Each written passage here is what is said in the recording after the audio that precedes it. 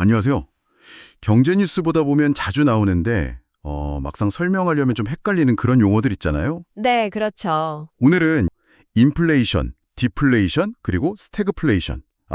이 세 가지 개념을 좀 확실하게 짚어보려고 합니다. 그럼 제일 많이 들어본 인플레이션부터 시작해 볼까요? 네. 간단히 말하면 인플레이션은 시중에 돈이 좀 많이 풀려서 돈의 가치는 떨어지고 그 결과로 전반적인 물건이나 서비스 가격이 계속 오르는 거죠. 예전에 10,000원으로 커피 3잔 샀는데 이제 뭐 2잔밖에 못 산다. 이러면 딱 인플레이션 체감하는 거고요. 보통 그 소비자 물가지수 CPI 상승률로 이 오름세를 재는데 이건 우리가 자주 사는 것들 있잖아요.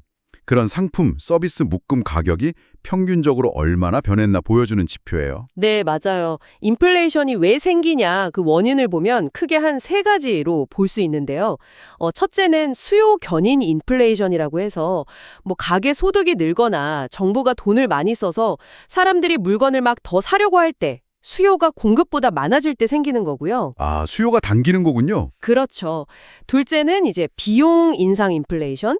예를 들면 국제 유가가 갑자기 확 오른다거나 하면 기업들 물건 만드는 비용이 늘잖아요. 네네. 그 부담이 이제 고스란히 제품 가격으로 넘어오면서 물가가 오르는 경우예요.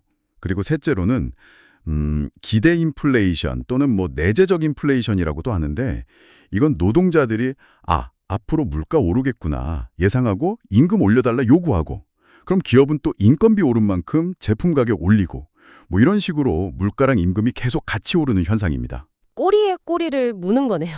네, 그런 셈이죠. 근데 이런 인플레이션이 꼭 나쁜 것만은 아니에요. 동전의 양면 같달까요? 뭐 현금 가치가 자꾸 떨어지니까 저축하기 좀 그렇고 소비나 투자도 망설여질 수는 있는데 반대로 보면 빚의 실질 가치는 줄어드니까 돈 빌린 사람한텐 좀 유리할 수도 있고요. 기업 투자를 좀 부추기거나 소비를 촉진하는 면도 있거든요. 특히 임금이 뭐 한 번 오르면 잘 안 떨어지잖아요. 그런 상황에서는 적당한 인플레이션이 실질 임금을 좀 조정해주면서 고용시장에 활력을 줄 수도 있어요. 네, 그러니까 정리하면 인플레이션은 돈의 가치가 하락해서 전반적인 물가가 지속적으로 상승하는 현상, 이렇게 보면 되겠네요. 정확합니다. 그럼 인플레이션이랑 정반대, 디플레이션은 뭘까요? 이건 뭐 말 그대로 물가가 전반적으로 그리고 계속해서 떨어지는 걸 의미하겠죠. 네, 맞아요. 물가가 떨어진다니까 당장은 뭐 지갑 부담 줄어서 좋을 것 같잖아요. 네, 싸지면 좋죠. 근데 이게 사실은 경제에 훨씬 더 큰 문제를 일으킬 수가 있어요. 가장 큰 문제는 뭐냐면 사람들이 앞으로 가격이 더 떨어지겠네. 이렇게 기대를 하면서 소비를 자꾸 미루게 돼요. 나중에 사야지, 이렇게요. 그쵸. 나중에 사면 더 싸겠지. 이런 생각이 퍼지면 기업들은 물건이 안 팔리니까 수입이 줄고 결국엔 생산도 줄이고 투자도 안 하고 심하면 사람도 내보내고 이렇게 되는 거죠. 이게 바로 디플레이션의 악순환인데 한번 빠지면 헤어나오기 어려운 아주 깊은 경기 침체로 갈 수 있습니다. 그렇군요. 무섭네요. 그럼 디플레이션은 물가가 지속적으로 하락해 돈의 가치는 오르지만 소비와 생산 위축으로 심각한 경제 침체를 유발할 수 있는 상황이다.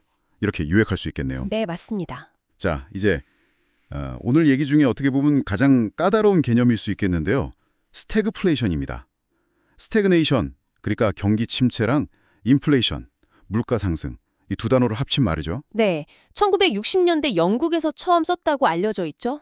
이게 왜 아주 이례적이냐면 보통은 경기가 안 좋으면 사람들이 지갑을 닫으니까 물가가 좀 안정되거나 떨어지는 게 일반적이잖아요. 네, 보통은 그렇죠. 근데 스태그플레이션은 경제 성장은 멈추거나 심지어 마이너스인데도 물가는 계속 오르는 정말 골치 아픈 상황인 거죠. 네. 그래서 스태그플레이션이 왜 생기는지를 아는 게 중요한데요. 가장 대표적인 원인이 아까 잠깐 언급된 1970년대 오일 쇼크 같은 거. 그런 예상치 못한 공급 충격이에요.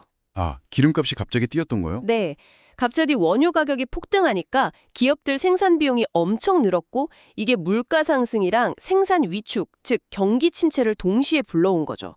때로는 뭐 정부가 정책 대응을 좀 잘못해서 상황을 더 꼬이게 만들기도 하고요. 실생활에서 스태그플레이션은 진짜 힘든데요. 월급은 그대로거나 뭐 일자리 구하기는 어려운데 먹고 사는데 드는 비용, 물가는 계속 오르니까 살림살이가 너무 팍팍해지는 거죠. 그야말로 엎친 데 돕친 격이랄까요? 정말 설상가상이네요. 네. 스태그플레이션 대응이 어려운 이유도 바로 여기에 있어요. 물가를 잡으려고 중앙은행이 막 금리를 올리면 기업들 투자나 소비가 더 위축돼서 안 그래도 힘든 경기가 더 나빠질 수 있거든요. 아, 그렇죠. 근데 또 반대로 경기를 살리겠다고 돈을 풀면 이미 높은 물가가 더 치솟을 수 있으니까 정책 당국 입장에서는 이러지도 저러지도 못하는 그런 진퇴양난에 빠지기 쉬운 겁니다. 네, 듣기만 해도 참 어렵네요. 스태그플레이션은 이처럼 경제는 침체되었는데 물가는 계속해서 오르는 매우 예외적이고 어려운 경제 상황을 의미한다. 이렇게 정리할 수 있겠습니다. 맞습니다. 자, 오늘 저희가 인플레이션, 디플레이션, 스태그플레이션 이 세 가지 경제 현상에 대해서 좀 깊이 파고들어 봤습니다. 각각 물가 상승, 물가 하락, 그리고 경기 침체 속 물가 상승이라는 서로 다른 얼굴을 하고 있지만요. 네. 결국은 모두 우리의 경제 생활, 그리고 나라 경제 전체에 큰 영향을 미친다는 점은 같아요. 네, 오늘 같이 살펴본 내용들을 바탕으로 마지막으로 한번 생각해 볼 질문을 던져보고 싶습니다. 만약 여러분이 앞으로 우리 경제가 인플레이션 아니면 디플레이션 또는 스태그플레이션 이 셋 중 어떤 상황에 처할 가능성이 높다고 보신다면 여러분의 소비나 저축, 투자 같은 개인적인 재정 계획을 어떻게 바꾸실 건가요? 아, 중요한 질문이네요. 네, 이 질문에 답을 한번 고민해 보시면 오늘 나눈 이야기들이 그냥 어려운 경제 용어가 아니라 정말 내 삶과 어떻게 연결되는지 좀 더 와닿으실 수 있을 겁니다. 네, 오늘 저희와 함께 이 복잡한 경제 개념들을 탐구해 주셔서 감사합니다.